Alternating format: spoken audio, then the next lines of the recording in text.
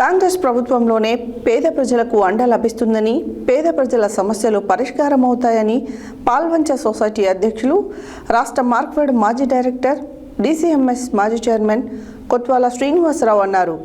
కొత్తగూడెం విద్యానగర్లోని రాష్ట్ర రెవెన్యూ శాఖ మంత్రి పొంగులేటి శ్రీనివాసరెడ్డి క్యాంపు కార్యాలయంలో 3.8 లక్షల రూపాయలతో 11 మంది లబ్ధిదారులకు ముఖ్యమంత్రి సహాయ నిధి చెక్కులను కొత్వాలతో పాటు డిప్యూటీ మేయర్ లలితా కుమారులు కలిసి పంపిణీ చేశారు. కాంగ్రెస్ ప్రభుత్వంలోనే పేద ప్రజలకు అండ లభిస్తుందని, పేద ప్రజల సమస్యలు పరిష్కారమవుతాయని పాల్వంచ సొసైటీ అధ్యక్షులు, రాష్ట్ర మార్క్ఫెడ్ మాజీ డైరెక్టర్, డీసీఎంఎస్ మాజీ చైర్మన్ కొత్వాల శ్రీనివాసరావు అన్నారు.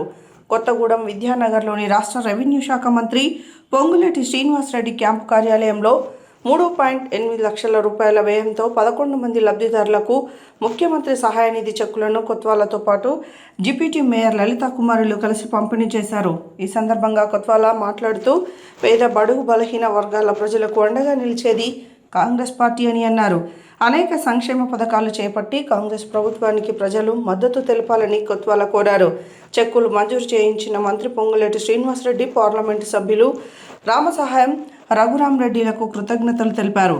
ఈ కార్యక్రమంలో corporation deputy mayor Siripurapu Lalitha Kumari, జిల్లా యూత్ కాంగ్రెస్ అధ్యక్షులు చీకటి కార్తిక్, పాల్వంచ కాంగ్రెస్ నాయకులు ఎర్రంశెట్టి ముత్తయ్య, కొండం వెంకన్నగౌడ్, వై వెంకటేశ్వర్లు, కోటేష్ తదితరులు పాల్గొన్నారు.